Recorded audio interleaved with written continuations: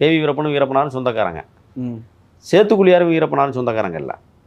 ஆனால் ஒரு ஊருக்காரங்க. எப்போ அவங்க இடம்பெயர்ந்து போனதால்.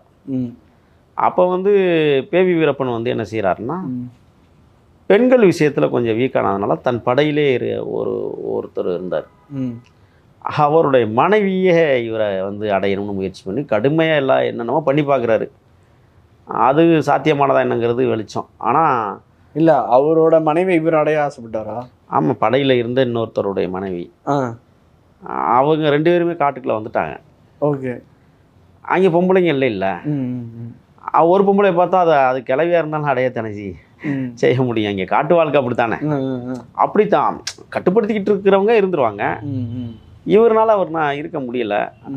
அடுத்த முண்டாட்டி ஆட்டையை போகிறதுக்கு முயற்சி பண்ணார். அது நான் சொல்லலை.